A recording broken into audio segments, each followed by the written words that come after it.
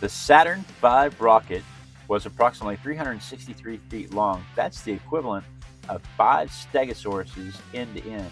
We'll talk about that and more fun Saturn V rocket facts as we sketch this little scooter. So let's just turn the page and get started.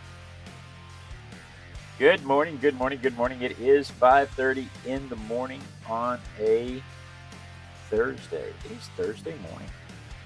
And on Thursday mornings, I like to do a little thing where I pull a toy from the toy box, a random object from the Random Object Randomogrifier, if you will, and I like to... Oh, the mom says the music is loud. You know, it's funny because nothing changed from yesterday. Maybe it's just a song. Maybe. Nothing changed from yesterday. I got my mom on my phone up here. She's listening in on the show live and on the phone, and she's telling me when things happen in the chat because for some reason I can't draw and talk and read the chat at the same time. It's just funny how my fingers don't quite do all that. My little brain doesn't do all of that. Hello, Among Us.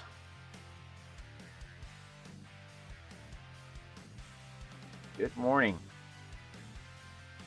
So anyway, on Thursday mornings, I like to do a little thing where I pull a toy from the toy box, a random object from the Random Object Randomogrifier, if you will, and I like to draw it.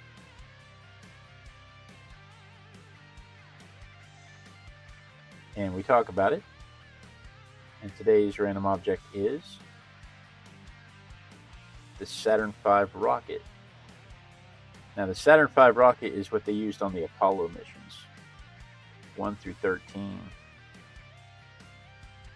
They had a couple of other missions after that planned, but they scrapped them because of Apollo 13. They moved on to a different propulsion system altogether, even though the Saturn rocket had nothing to do with what happened with Apollo 13.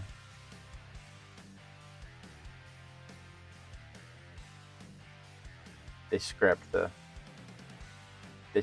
program. It was expensive and deadly, and so they scrapped the program for a little while. And when they got back to it, they went with a different rocket system. I'm not sure what the different rocket system was.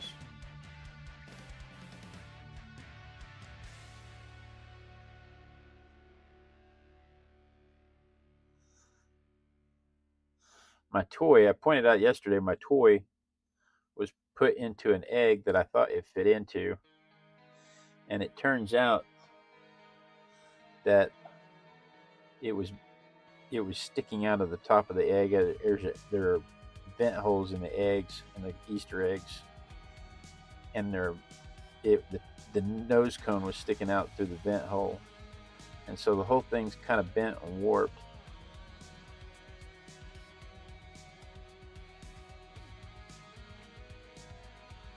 And that makes it an interesting draw because you want to draw everything straight. You want to break out the rulers and you want to draw everything straight.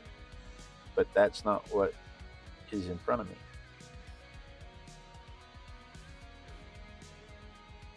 It's not straight in front of me. One of the biggest expenses aside from the assembly. Well, let's talk about the assembly first. It took 400,000 people to make the 3 million parts of the Saturn V rocket. And in today's money, in 2025 money, you're looking at $80 billion to build one of these in an estimated 2025 money.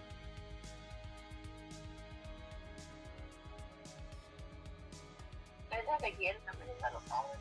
$80 billion in 2025 money. Gee. If you took, now granted, this was 1960s money, so it was probably like $1,200.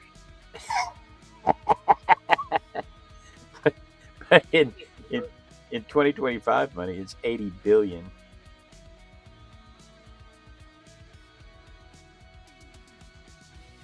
That's billion with a B. So you can see the program. The program was considered quite expensive. That's enough pencil marks.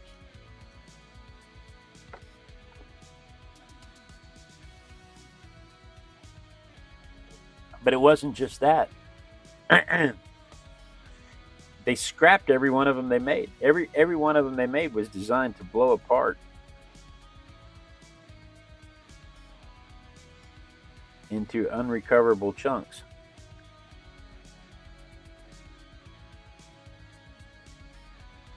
And so every time they built one, they had to turn right around and build another one. So all 13 missions had an $80 billion disposable price tag.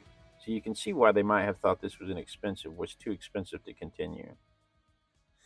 And part of the space shuttle program, when they sold us the idea of the space shuttle program, part of the space shuttle program was this argument that it was recoverable, that they weren't going to have to build a new one for every time they launched. But they couldn't figure out how to get a propulsion system on the space shuttle itself that would break Earth's gravity and atmosphere and get it into space.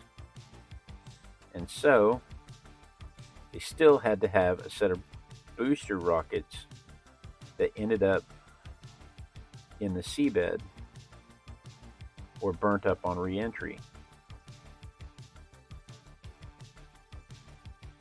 Now, of course, you have 5 or 6 different companies experimenting with when the booster rocket breaks free, it comes down and it lands on a floating dock.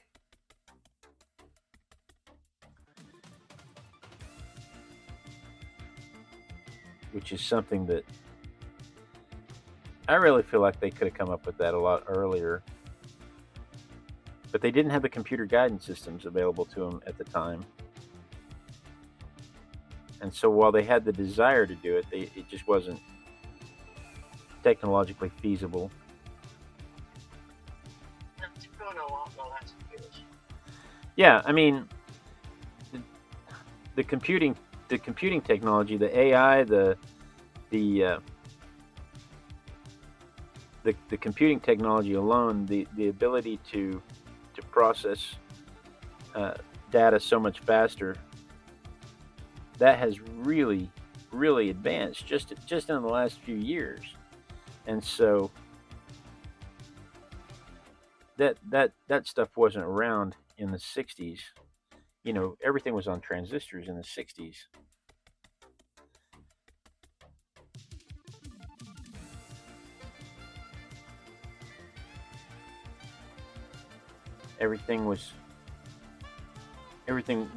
There's more computing power in your phone than there was on these computers on the available to the command modules on these rockets from that era.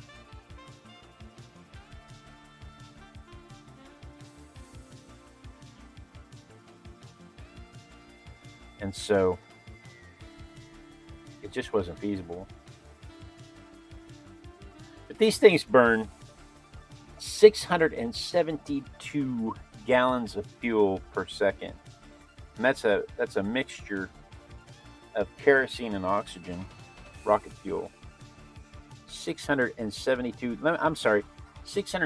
gallons of fuel per second per engine. And there are 5 engines. 5 rockets. So every second they're burning 3,360 gallons of fuel. That's more fuel than all of the locomotives in the United States put out at any given time together. 3,360 gallons per second. And it's gone in about 14 seconds because that's as far as this thing can take it before it has to go on to the next booster, to the next stage.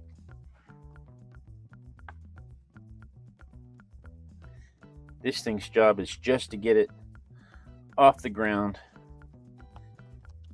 through the lower part of the atmosphere.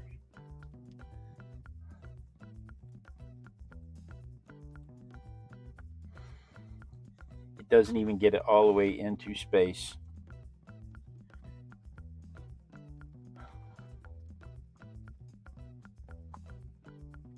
So you can see why they might have thought it was super expensive. That's scary to watch your gas gauge go down on the land. To watch my what? Your fuel gauge. Oh, yeah. Yeah. Pushing you feet off from a dead stop. I don't like watching my fuel gauge go down on my motorcycle. Imagine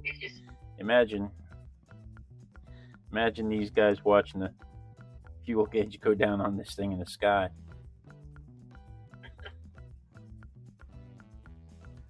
All right, I have to get my eyeballs focused. I'm struggling with some blinky eye stuff going on this morning.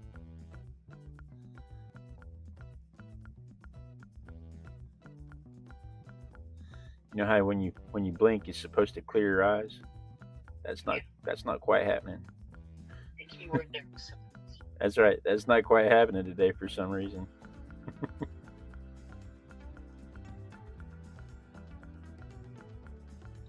This is my favorite part of the process. I know it's a shock. But this is the part of the process that brings life to the whole thing to me.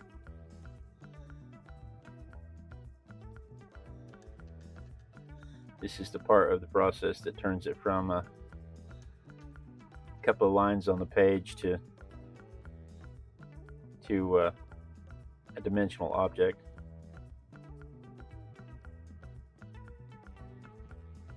Okay, does this rocket carry people? This rocket pushes the thing that carries the people. Okay, I got you.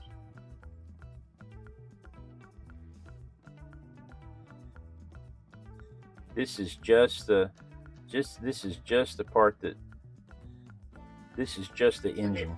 As far as the space program is concerned, this is just the engine that gets them off the ground.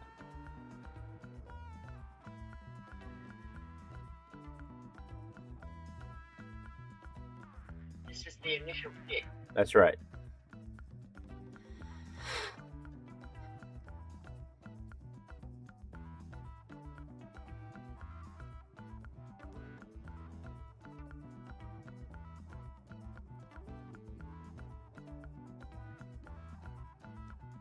This is the initial kick.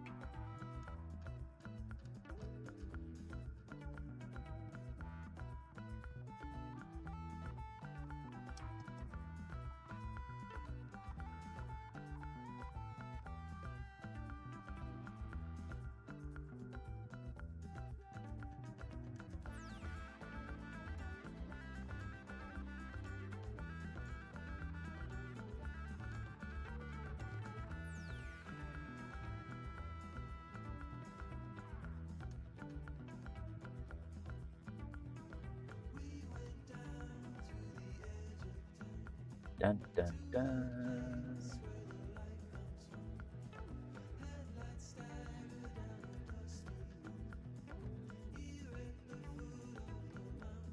How many people did you say? What are you talking about? What did you say? 450 people? 400,000 people. 400,000. 400,000 people around the world. It took 400,000 people to make the 3 million parts to build one of these things. You'd think there'd be more greeblies.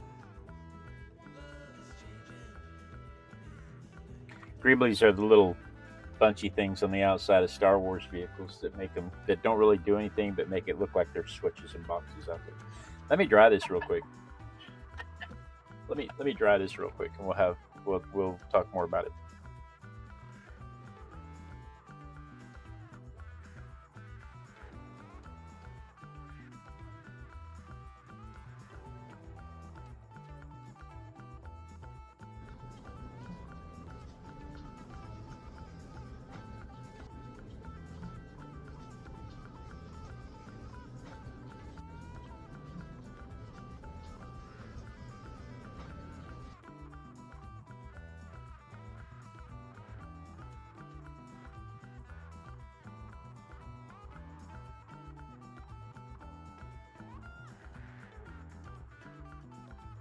they initially had some issues with what they call pogo vibration, which pogo vibration is literally what it sounds like. The thing would vibrate up and down along its length into space, and it had to do with the way the fuel sputtered when it came through the fuel injectors, and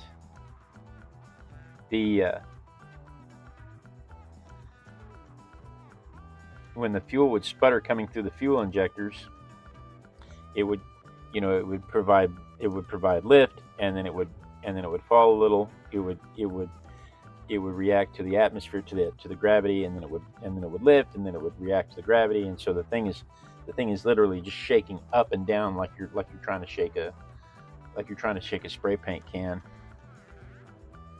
And it was a for real problem solving it.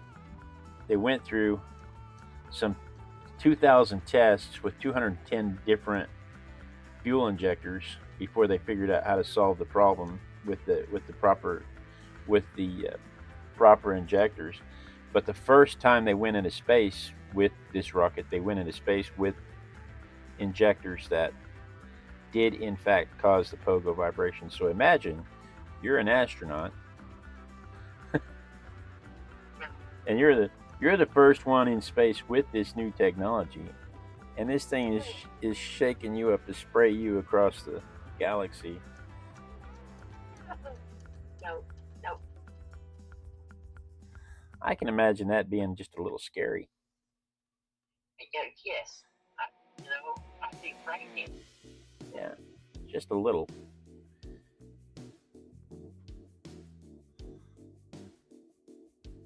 Your nerves on edge anyway. The anxiety is totally unbelievable. And then you have this new thing happen. Right. Shaking the whole ship. No. Right, exactly.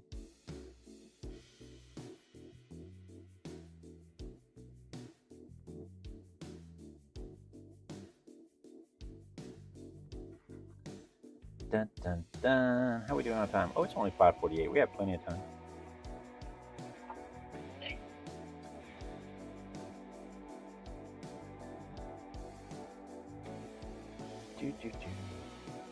The designer.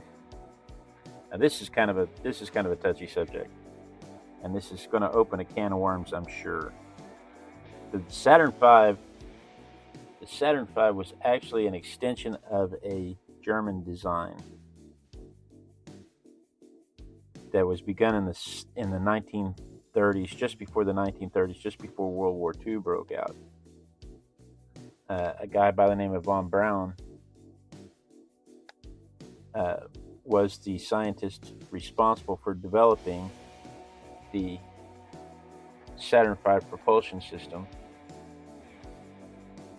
and he was doing rockets before the war broke out. When the war broke out,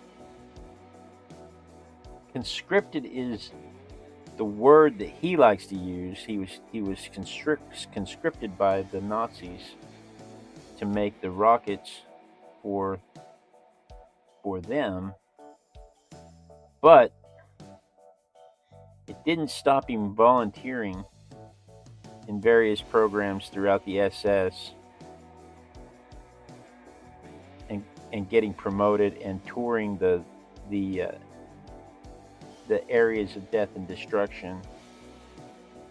And there's arguments about whether or not he was aware, about whether or not, because his argument was he was a scientist. He was not involved in any of the politics. He was a scientist who wanted to work on rockets, and his only way to work on rockets was to be involved with the government, and this is what the government was doing, but they whitewashed everything they were doing around him. That's his argument.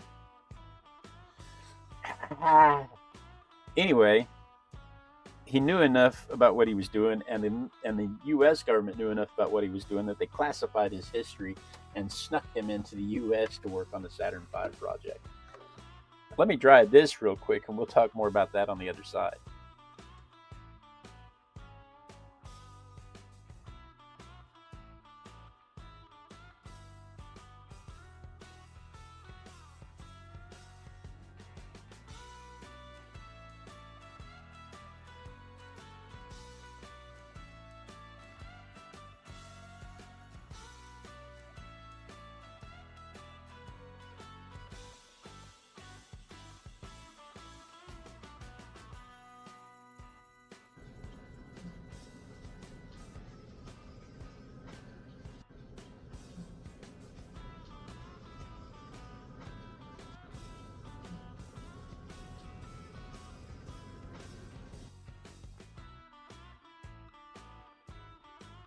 So whether or not he was actively involved in the issues will forever be a mystery. All of those records are sealed and probably destroyed by now.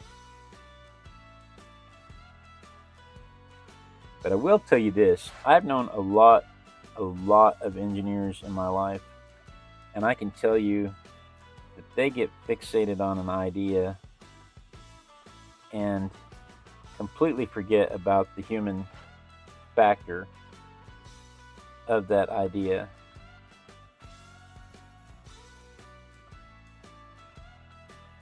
And so it doesn't give him a pass on what happened with his research and what he was doing his research for, because for the Nazis, his research was for weapons.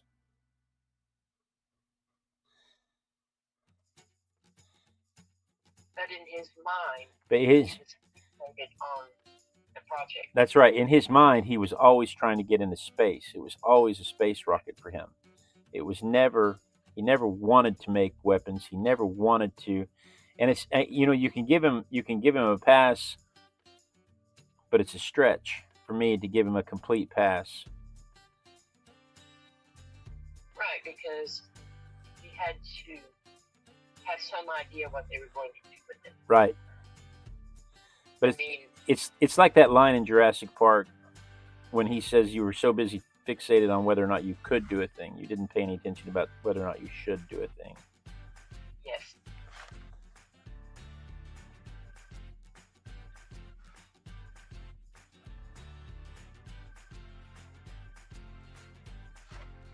So there's that.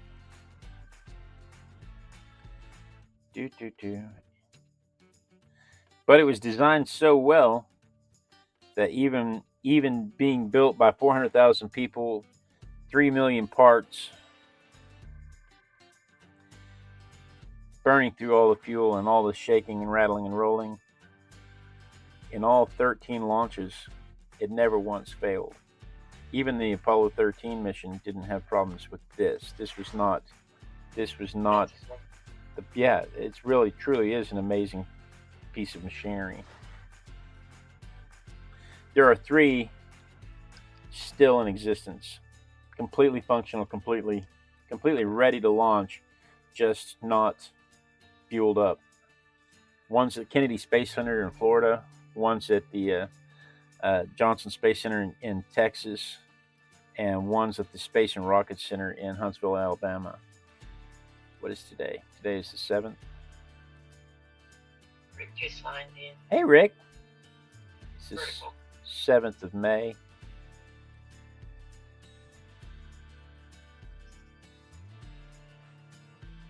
And the thing that breaks your heart is they still have the blueprints for these things. They can still print the blueprints and all that other stuff, but the understanding, the intuition and the understanding of how it goes together, that was lost. All of the engineers and developers that worked on this thing are dead. And so all of the knowledge of how to make it functional is lost to history. Because they don't train engineers to use slide rules anymore.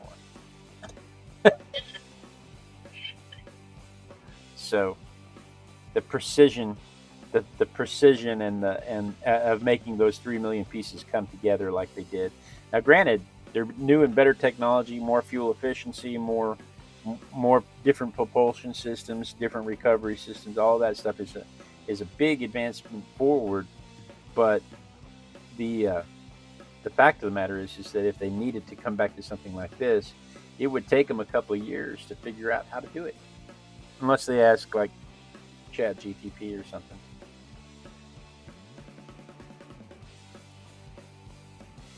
I'm glad you got to sleep in. Rick's apologizing for being late. I'm glad you got to sleep in, Rick. One of these days I'm going to sleep in, and it's going to be on purpose. I may take a vacation.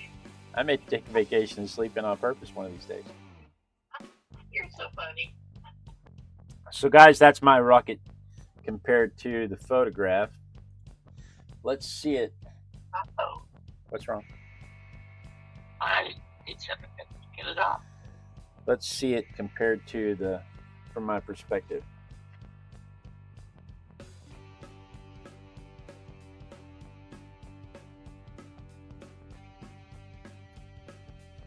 Dun, dun, dun. From my perspective, it looks like that.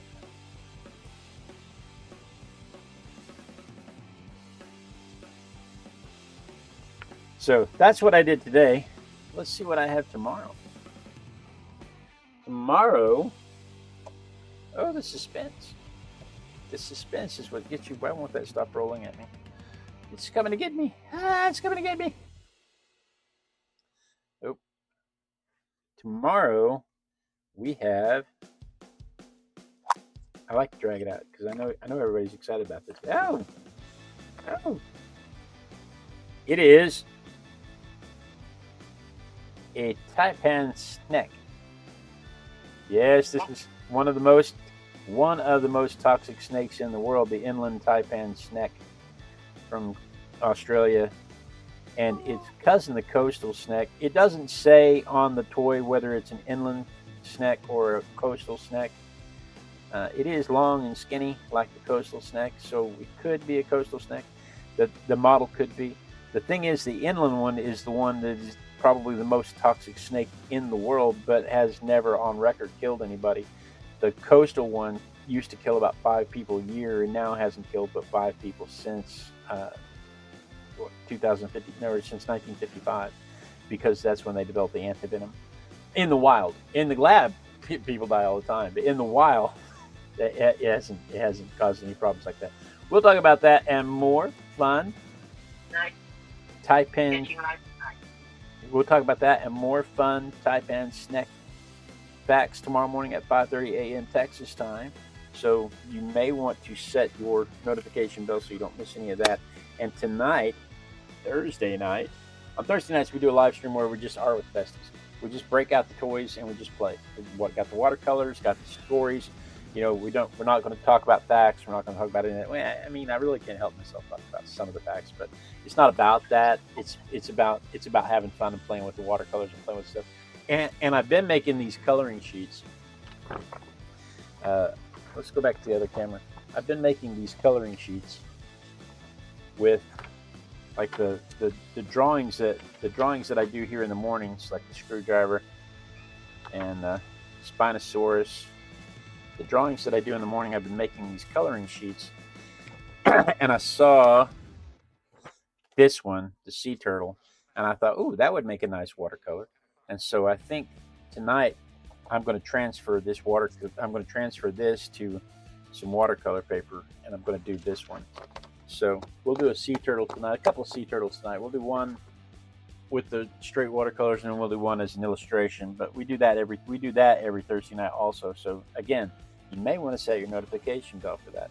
We also do What's on Your Easel. If you'd like to send in your works for What's on Your Easel, about halfway through the show, we stop and we show the works that other people have sent in, because then we use your works to inspire other people, because that's what that show is really all about, is inspiring people to express their creativity. And I love it. I love it when people send me their works to show off, especially if they've been arting along with me on the morning shows. That's especially fun for me because it makes me feel like we're just a group working together, have towards a good time. So guys, thank you so much for joining me. I do look forward to it. It is the highlight of my day to come down and art with my besties. Be sure and tune in tomorrow, same Artistic Biker time, same Artistic Biker channel. And then we dance. We dance until somebody says they see me dancing, because when they see me dancing, I will know that the lag has caught up with the stream and I won't get cut off mid-sentence. You guys have a chance to say your hellos and goodbyes to each other and ask any questions if you have any questions.